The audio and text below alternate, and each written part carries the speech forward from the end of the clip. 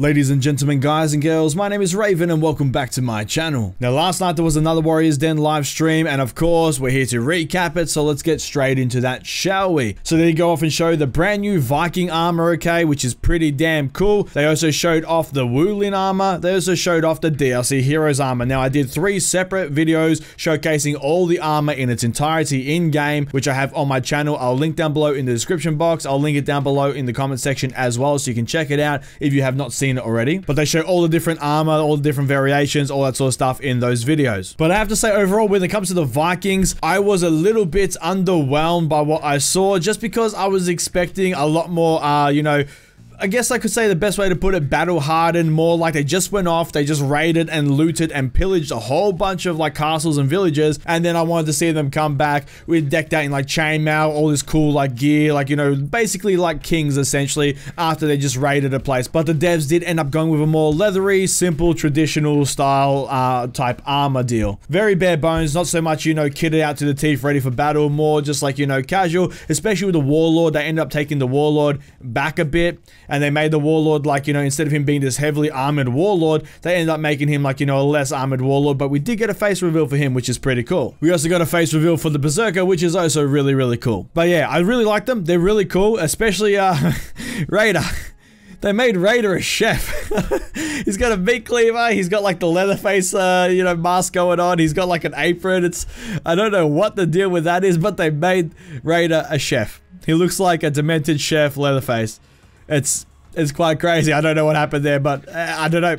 Yeah, but do not get me wrong, I do like the Viking sets. I do like the way they look now. They look more updated. They look really, really cool. But like I said, I was expecting something a lot more heavily armored, more chainmail, more just looking like they came back from a massive raid and they got a shit ton of loot. I just wanted to point out as well, when it comes to the female Berserker, it looks like they took the brand new Peacekeeper face that they have, because she's been unmasked as well, and they took the Shaman's face and they sort of like used those as a blueprint for some of them, which is, you know, it is what it is. That was just something I picked up on as well. And when it comes to DLC heroes, they all look pretty cool. I'm liking the fact that the Highlander, one of them looked really, really good, where he has a lot more gems and stuff on him. Once again, he looks like he just raided a place, came back, he's rich as fuck now, and he's decked himself out in a bunch of gems and gold and so on and so forth, which looks really nice. But the Centurion and Gladiator, holy shit. Their brand new armor variations look insanely good. They did a really, really good job with that, and this running theme right now, it looks like the Samurai did really well with their armory works, but it looks like the Knights from start to finish just came out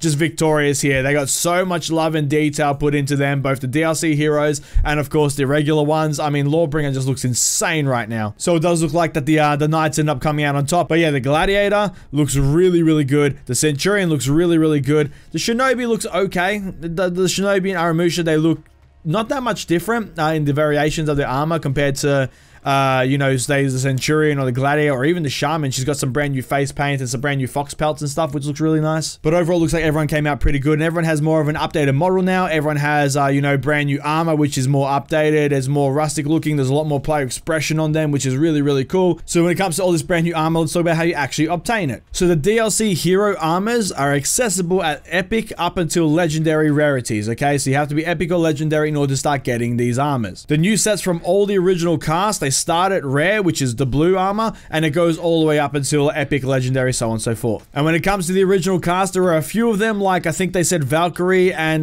by the way, Valkyrie's armor looks freaking goddamn good. I gotta mention that. She looks like an actual proper Valkyrie right now. But some other ones like the Valkyrie, and I can't remember who else, but theirs only start from epic and legendary, not rare. So there is a couple of heroes which are, you know, not the blue rare quality. They said they will be coming later on, their blue rare quality gear, but for now, I think it's the one I'm confirmed with is Valkyrie. Her starts from epic legendary, and let's just say the rest start from blue, epic, legendary. So go forth and obtain those. And of course, when it comes to the Wu Lin and their other armor sets, they all look pretty good. Nuxia's, once again, Nuxia, it doesn't look that great. She's not really hitting it for me. The Tiandi's one looks kind of cool. I'm really digging the fucking gauntlet. The dragon gauntlet thing looks really, really good. But the Jiangjun, he looks like an absolute tank, and he's, you know, his last armor set looks like an absolute tank. He's looking good. He's got the cloak going. Really, really nice. But the damn Shaolin, they gave Shaolin the Wukong skin, okay? So he's got the Monkey King skin. He looks really, really cool,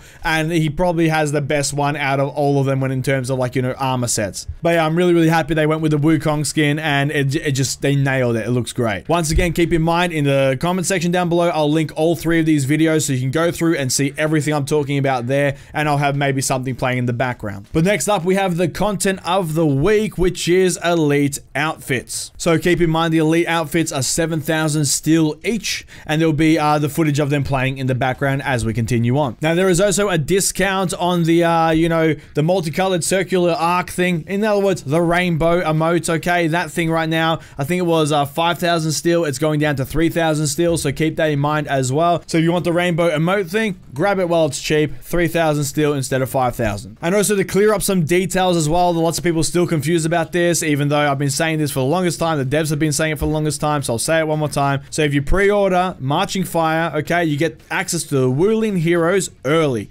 Now, that doesn't mean, like, you know, now. That means October 16th, when the Marching Fire expansion launches, you get 2 weeks of early access from the 16th onwards, which means you get to play the heroes with your early access. And then after that 2-week period, anyone's able to play the heroes. They have to buy them for 15,000 steel each, and then everyone else gets to play them from that point onwards. So from the 16th, 2 weeks early access starts, and then on the 30th, everyone else gets access to them. Of course, after they buy them for 15,000 steel. And keep in mind as well, if you pre-order Marching Fire, you get those bonus elite outfits, which I'll also be showing in the background for each of the Wu Lin heroes. And you get all the Wu Lin heroes for free, and you also get access to the arcade mode. Now, keep in mind, the only way to play the arcade mode, which is the PvE mode, is to either buy the DLC or to play with someone who has the DLC already, but then once you stop playing with them, you can't play it anymore, so keep that in mind. Now, keep in mind with the roadmap, okay, there's a bunch of little things on there I'm going to be putting up on screen so you can check it out. Next week, they're going to be having the Marching Fire launch event, which is going to be pretty damn cool. On the 16th, Marching Fire drops, and then, of course, on the 25th, there is a seasonal event. Now, I'm hoping this is a Halloween event like we had last time, because I love these little events they do. They're really, really cool, and I want some brand new, unique armor to get, and I hope they have armor for the Wu Lin heroes as well, if they have some, like, unique, spooky ghost armor type stuff. I want some for the Wu Lin heroes as well, so I'm really excited to see what they have there. But I'm speculating that it's a Halloween-themed event. Damien did say that the event on the 25th is the same color as the Wu Lin faction, which means that we know at some point that the Wu Lin heroes are going to have to come into the faction war and, you know, join that whole mess. So this could mean that the event, instead of being a Halloween themed one, it could be the Wu Lin invading. I'm hoping they managed to smash the two together, so it's the Wu Lin invading and it's all Halloween themed. That would be pretty damn cool. But we're going to have to wait and see whether it's Halloween themed or it's, you know, just a Wu Lin coming in, or if it's both together. But that was pretty much all the news. Like I said, next week they're going to be showing off a bunch of weapons, and it's going to be the you know, reveal stream, which I'm going to be covering all of that, and that should be a ton of fun. But for this one, it was mainly just the armors and everything. Like I said, comment section down below, I'll link all the armors there so you can check them all out. But in terms of anything else, pretty much all's been covered here. But that is the end of the video, guys, so thank you so much for watching. If you liked the video, please give it a thumbs up, leave a comment down below, and let me know your thoughts. I love reading and replying to all your comments down below. And feel free to check out my Discord and Twitter. There is a link down below in the description box for both of those as well. The Discord is a great way for me to talk to you guys outside the YouTube comments section. And of course, the Twitter is a great way for you guys to get a notification whenever a video is being uploaded, because YouTube is a bit weird sometimes. And if you like this video and you like what I'm doing here on the channel and you want to support the channel further, feel free to check out my Patreon. There'll be a link down below in the description box, and a link will pop up at the end of the video. And if you choose to donate, it is greatly appreciated. And a big shout out to my current patrons whose names you've been seeing in the background. Just wanted to say thank you for your support. It really does mean a lot. And please share this video around, it does help me out a fuck ton. And if you want to see more videos from me, please hit the subscribe button. I shall see you all in the next video. Have a good one, guys.